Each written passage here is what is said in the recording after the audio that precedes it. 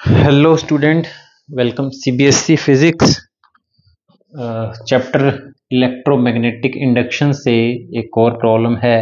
Mutual inductance find out कर दो loop की म्यूचुअल इंडक्टेंस होता क्या है बच्चों। म्यूचुअल इंडक्टेंस या कोफिशिएंट ऑफ म्यूचुअल इंडक्टेंस होता है, बताता है कि हमें जो दो कॉइल का फ्लक्स आपस में किस तरीके से लिंकेज है, कितना लिंक्ड है।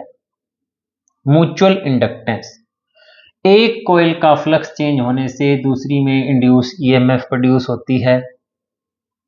तो हमारे पास एक फार्मूला है M12 होता है coefficient of mutual inductance, φ1 directly proportional to जो फ्लक्स की लिंकेज है वो दूसरी कॉइल के अंदर करंट कितना है उस पर निर्भर करता है। फ्लक्स किस में से लिंक कर रहा है, पहली कॉइल में से। करंट किसका है, क्योंकि इस करंट के कारण मैग्नेटिक फील्ड आएगी। तो डायरेक्टली प्रोपोर्शनल साइन हटा के हम लगाते हैं M12 जो कि बताता है कि कितना फ्लक्स लिंकेज है एक कॉइल का दूसरी लूप के साथ या दूसरी कॉइल के साथ। तो हमारे इस केस के लिए M21 M12 के बराबर होगा। ये NCERT का एग्जाम्पल है बच्चों। एग्जाम्पल भी मैं बता देता हूं कौन सा है, नंबर है एग्जाम्पल का ये 6.9। तो कोई नहीं, हम समझते हैं, कोशिश करते हैं।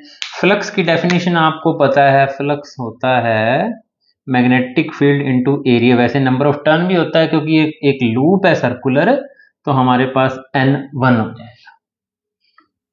तो जो फ्लक्स पहली जो छोटी वाली लूप में से गुजर रही है वो एरिया इसका खुद का है, परंतु मैग्नेटिक फील्ड बाहरी लूप का है, इसलिए B2 इंटू A1। अब हमें पता है कि मैग्नेटिक फील्ड जो होता है इस बड़ी लूप के कारण इस सेंटर पर वो होगा म्यू नॉट I2 बाय में 2R2।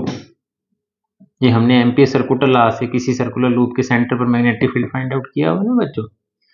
ये हो जाएगा हमारे पास πr1 स्क्वायर। ये किसका एरिया है, ये छोटी L1 सर्कुलर लूप का है।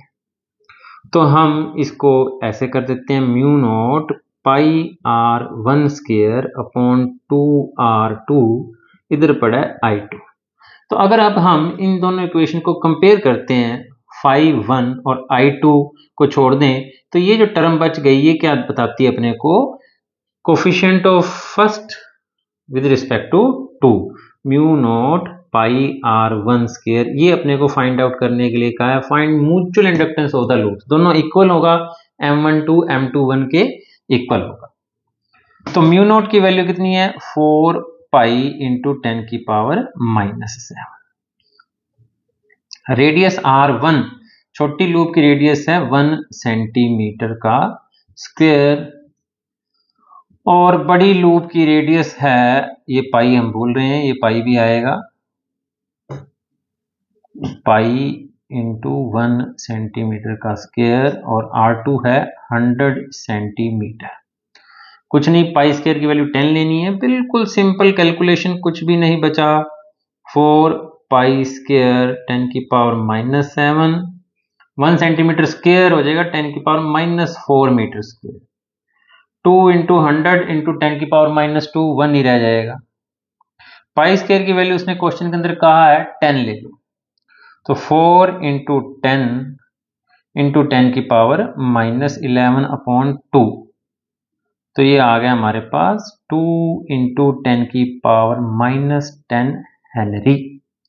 फिर मैं बता दूं, क्योंकि M12 M21 के इक्वल होगा, तो दोनों केसेस में आंसर आएगा हमारा 2 इंटू 10 की power -10 Henry, coefficient of mutual inductance.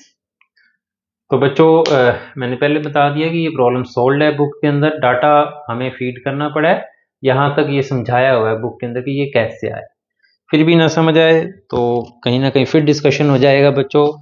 Thank you, channel subscribe कर लें, बहुत कुछ सीखने वाले हैं।